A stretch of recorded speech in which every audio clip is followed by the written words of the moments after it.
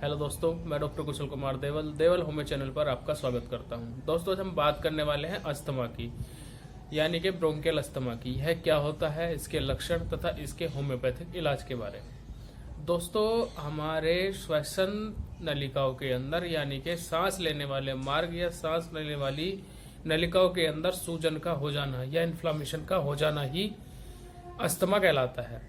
दोस्तों, अस्थमा को प्रॉपर समझने के लिए हम श्वसन तंत्र के डायग्राम के बारे में थोड़ा सा समझ सकते हैं। दोस्तों, जब हम सांस लेते हैं, हम नाक से सांस लेने के बाद हमारा सांस ट्रैकिया के अंदर जाता है। ट्रैकिया से होते हुए वह ब्रोंकाई के अंदर जाता है। ब्रोंकाई से वह ब्रोंक्यूल्स के अंदर जाता है, यानी कि छोटी श्वसन नलिकाओं के अंदर जाता है। उसके बाद वह एल्वियोलाई के अंदर जाता है, यानी कि वह एक इस अंगूर के गुच्छे के समान एक स्ट्रक्चर होता है, उसके अंदर जाता है। एल्वियोलाई हमारे सांस को यानी कि ऑक्सीजन या कार्बन डाइऑक्साइड को एक्सचेंज करने का काम करती है, यानी कि एल्वियोलाई गैस एक्सचेंज करने का कार्य एल्वियोलाई करती है तथा हम प्रॉपर श्वसन क्रिया कर पाते हैं। दोस्तों, इस ही श्वसन मार्ग के अंदर यानी कि सांस लेने वाले मार्ग के अंदर यानी कि ब्रोंकाई या ब्रोंक्यूल्स के अंदर स्वेलिंग का हो जाना, इन्फ्लामेशन का हो जाना या सूजन का हो जाना ही अस्थमा या ब्रोंकियल अस्थमा कहलाता है। दोस्तों, इस ही सूजन या इन्फ्लामेशन के कारण हमारी ब्रोंकाई का जो रास्ता होता है या फिर जो ब्रोंक्यूल्स का रास्ता होता है वह नैरो हो जाता है, यानी कि पतला हो जाता है। उसी की वजह से प्रॉपर सांस लेने में दिक्कत का सामना मरीज को करना पड़ता है। इसी ही को हम अस्थमा के नाम से या ब्रोंकियल अस्थमा के नाम से जानते हैं।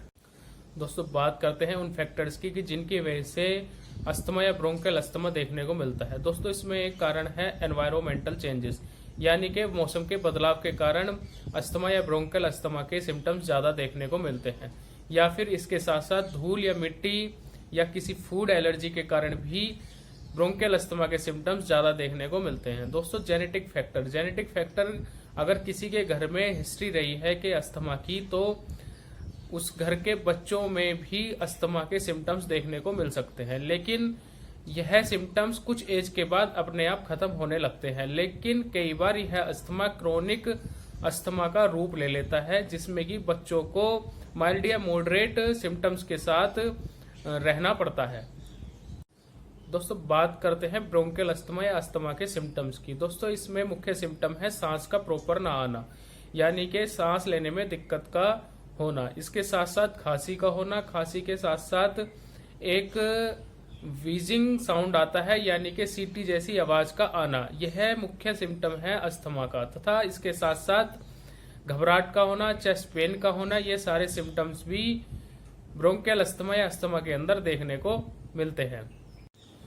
दोस्तों, बात करते हैं सावधानी की। क्या क्या सावधानी हमें ब्रोंकियल अस्थमा या अस्थमा के अंदर रखनी चाहिए। दोस्तों, इसके अंदर मुख्य सावधानी है हमें स्मोकिंग नहीं करनी चाहिए। इसके साथ साथ हमें धूल या मिट्टी वाली जगह पर यानी कि पोल्यूशन वाली जगह पर या डस्ट वाली जगह पर नहीं जाना चाहिए, क्योंकि अगर हम डस्ट वाली या पोल्यूशन वाली जगह पर जाते हैं तो हमारी एयरवेज श्रिंक हो जाती हैं, यानी कि पतली हो जाती हैं। उसकी वजह से फिर हमें सांस लेने में दिक्कत का सामना करना पड़ेगा।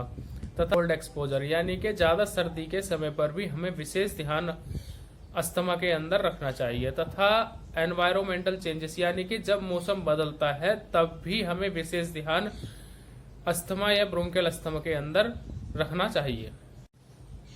दोस्तों, बात करते हैं होम्योपैथिक मेडिसिन की। दोस्तों, होम्योपैथी के अंदर अस्थमा या ब्रोंकियल अस्थमा की मोस्ट इंपोर्टेंट मेडिसिन है प्लाटा ओरिएंटैलिस। प्लाटा ओरिएंटैलिस एक ऐसी मेडिसिन है अस्थमा के अंदर होम्योपैथी की जो कि बहुत कारगर सिद्ध होती है। दोस्तों, इसके साथ साथ दूसरी मेडिसिन है कैलिसल्फ तथा आर्सेनिक एल्बम। ये ऐसी मेडिसिन हैं जो कि अस्थमा के अंदर अच्छा रिजल्ट देती हैं। दोस्तों, अस्थमा के भी अलग अलग पेशेंट पर कई बार अलग अलग सिम्टम्स देखने को मिलते हैं। तो अपनी पर्सनल हिस्ट्री, अपनी पर्सनल प्रॉब्लम अगर आप अपने डॉक्टर को देंगे तो आपको एक और अच्छी मेडिसिन इसके साथ ऐड कर दी जा सकती है। तो कृपया अपने सिम्टम्स या अपने पर्सनल हिस्ट्री अपने पर्सनल डॉक्टर को दें और अस्थमा या ब्रोंकियल अस्थमा के अंदर अच्छे रिजल्ट पाएं।